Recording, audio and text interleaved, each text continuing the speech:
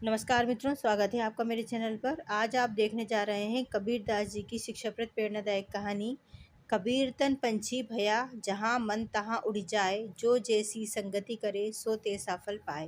काशी नगरी में गंगा के तट पर एक साधारण लेकिन मेहनती परिवार रहता था। उस परिवार का एक किशोर पुत्र था जिसका नाम जगदीश था।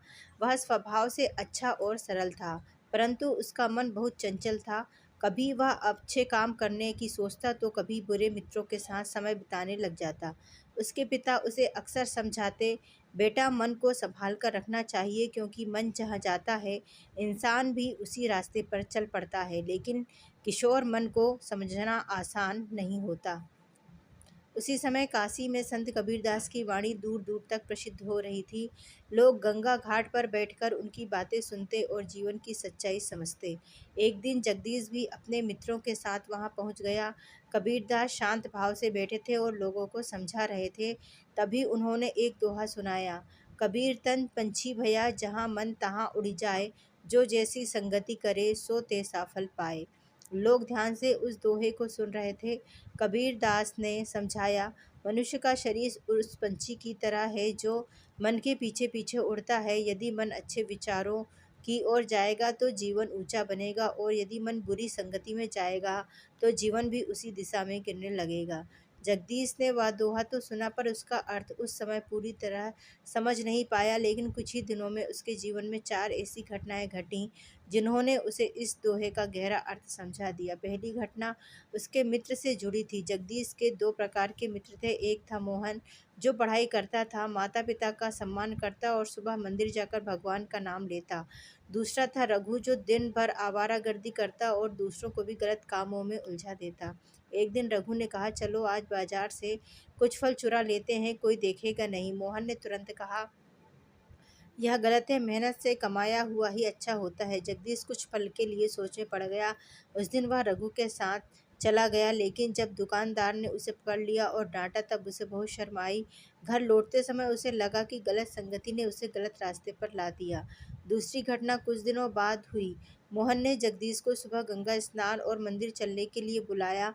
पहले तो जगदीश ने मना किया, लेकिन फिर वह चला गया।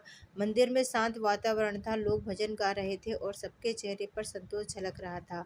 वहां खड़े खड़े जगदीश को लगा कि इस वातावरण में मन बहुत शांत हो रहा है। उसने महसूस किया कि अच्छी संगति मन को ऊंचा उठा देती है। तीसरी घटना एक बूढ़े साधु से जुड़ी थी। एक दिन जगदीश रास्ते से गुजर रहा था तो उसने देखा कि कुछ लड़के एक बूढ़े साधु का मजाक उड़ा रहे हैं। वह भी पहले हंसने लगा, लेकिन तभी साधु ने मुस्कुराकर कहा, बेटा, संगति का असर धीरे धीरे जीवन को बदल देता है। जैसे लोहे को आग में रखने से वह लाल हो जाता है। उनकी बात सुनकर जगदीश को कबीरदास का दोहा याद आ गया। उसे महसूस हुआ कि सचमुच संगति मनुष्य को बदल देती है। चौथी और सबसे बड़ी घटना उसके जीवन की दिशा बदलने वाली थी। एक दिन वह गंगा के किनारे बैठा था। वहां उसने देखा कि मोहन कुछ बच्चों को पढ़ा रहा है। वे गरीब बच्चे थे जिनके पास पढ़ने का साधन नहीं था। मोहन ने उनसे कहा, ज्ञान सबसे बड़ा धन है, इसे बांटने से यह और भी बढ़ता है। यह देखकर जगदीश के मन में गहरी प्रेरणा जागी।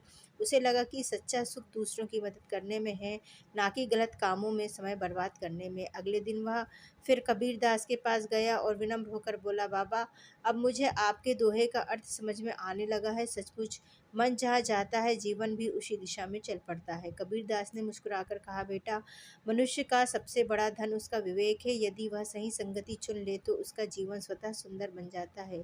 उस दिन के बाद जगदीश ने अपने जीवन में बड़ा परिवर्तन किया। उसने रघु जैसे मित्रों का साथ छोड़ दिया और मोहन के साथ रहने लगा। वह मेहनत करने लगा, पढ़ाई करने लगा और ज़रूरतमंदों की सहायता भी करने लगा। समय बीतता गया, धीरे धीरे वह एक समझदार और सम्मानित व्यक्ति बन गया। लोग उसकी प्रशंसा करने लगे, लेकिन वह हमेशा विनम्र रहता और युवाओं को समझाते हुए कबीरदास का वही दोहा सुनाता, कबीर तन पंछी भया जहाँ मन तहाँ उड़ जाए, जो जैसी संगति करे सो तैसा फल पाए।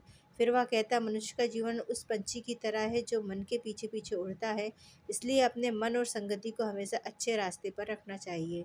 इस प्रकार संत कबीरदास की यह वाणी आज भी हमें यही सिखाती है कि संगति का प्रभाव बहुत गहरा होता है। अच्छी संगति मनुष्य को ऊंचा उठाती है और बुरी संगति उसे पतन की ओर ले जाती है।